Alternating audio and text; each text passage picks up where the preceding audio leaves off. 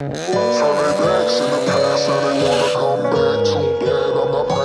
guys, it is Daelen here with MA Performance. Today we're going to talk about kind of how to get the most out of your factory engine, factory turbo 2017 or 2016 plus Honda Civic 1.5T vehicle. We have our SI behind us. This is obviously our development car. We've gone a little bit past that basic bolt-on stage, but we did learn a lot in doing that, and we were able to make some recommendations for you guys on what we think the most bang for your buck option is. The number one thing you're going to start with in most cases is going to be a tuner. So with a tuner, whether that be K-tuner, Honda, or any other options you see out there, those are going to be the two most common. K-tuner is probably the most heavily used on this vehicle currently. We've had great success with ours and very happy with ours. That's going to be the easiest first step. You're going to do a stage 1 tune or something equivalent to that on the car.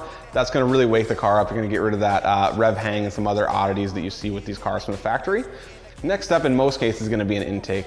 The factory intake is fairly restrictive. You're not going to see a lot of horsepower by just doing the intake itself, but it's a good first update. It's going to change the feel of the car. It's going to sound different. It's going to make a little bit more power coupled with the tune. Overall, just a good, neat, easy to install update for almost everybody out there. Next step in most people's kind of path to modifying their SI or their Civic in general is going to be a downpipe.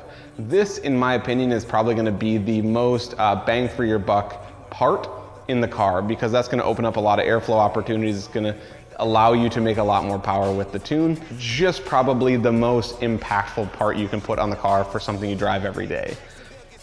Something we didn't mention in the beginning that is kind of an optional piece is a catback. Power-wise, we've found in testing that a factory catback is not really much of a limitation at all, but it's really quiet and that's really boring. And I don't think we like boring. So a catback is going to be something that I would say most people do around that same time that they do the intake or the tuner.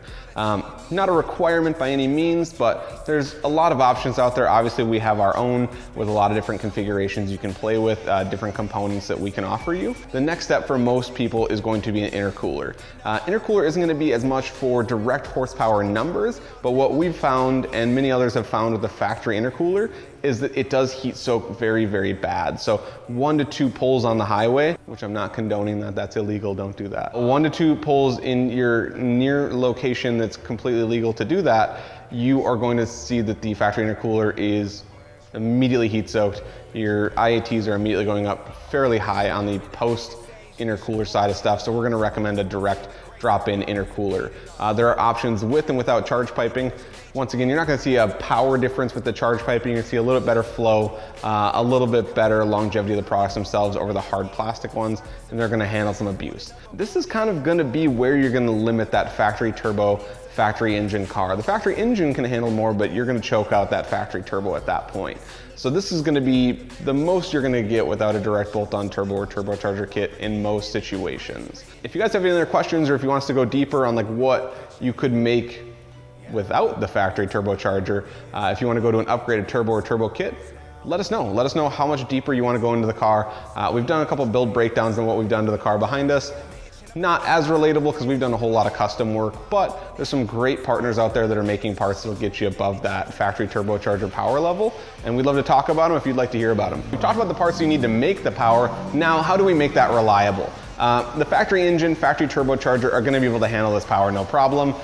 One big thing you're going to want to do if you're either going with one of our OTS tunes or one of somebody else's OTS tunes, you're going to make sure you want to pick a reputable tuner for the vehicle. These modern turbochargers and modern cars are able to make a lot of torque early on, and if you put too much torque to that factory short block, your rod's going to be that stage 1 plus number power-wise. You're probably going to need to put a clutch in these cars. The factory clutch is kind of at its limit on the stage 1 factory power levels if you're driving the car hard.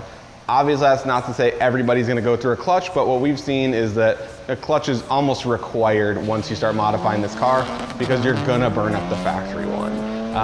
Like I said, there's a lot of options out there. ACT, Clutch Masters, Action Clutch, Exetti. The list goes on and on and on. There's a lot of great clutch partners, and we've had a lot of clutches in this car to try all of them. And at this point, I don't really have any that I'm going to complain about or be unhappy with. We have a clutch, we have a good tune, As far as everything else goes, depending on the use of the car, so like wheels and tires, a little bit bigger tire is going to help you put that power down to the ground and have a little more fun with the car. As you go faster, you're going to have to stop faster, so brakes, brake pads, stuff like that. Once again, none of this is a requirement. This is just stuff that you're probably going to want to have at some point. The clutch is the only part that it's pretty much a guarantee you're going to have to purchase. And if you have any questions on that, obviously let us know. So factory vehicles are going to make anywhere between 170 to 190 horsepower depending on the dyno. With that, stage 1 cars we're going to see on like a 93 octane, which is kind of your best case scenario in most cases, going to be roughly in that 230 to 250 wheel horsepower. Torque is usually around that 270 mark. Once again, this is plus or minus depending on your dyno, depending on your tune, depending on your fuel. There's so many different variations. Now when we get to kind of that stage 2 plus configuration, which is going to be the tuner, intake, downpipe, and a tune that goes along with it, we're going to look anywhere in that 250 to 290 horsepower and that 320 to 350 torque. Obviously I'm giving big ranges because I don't want to speak in exacts here because everybody's situation is going to be a little bit different, but that's running where 91 fuel, there are options for flex fuel kits. You're going to be on the higher end of that power number with the flex fuel kit if you're utilizing like that E40, E50 blend. Stage 2 flex fuel is going to be your best bang for your buck, all said and done. Yeah, that's kind of, these are very easy cars to modify and they're very fun to drive. I think in the last 5 or 6 years, this is one of the most modification friendly and budget friendly cars that you can purchase. We've been incredibly impressed with ours, as has the entire market from what I've seen. So this list kind of gives you a good comprehensive idea of what you need to do to get your daily driver or fun weekend SI or 1.5T car up to the snuff and working for what you want it to do. Thank you very much, guys.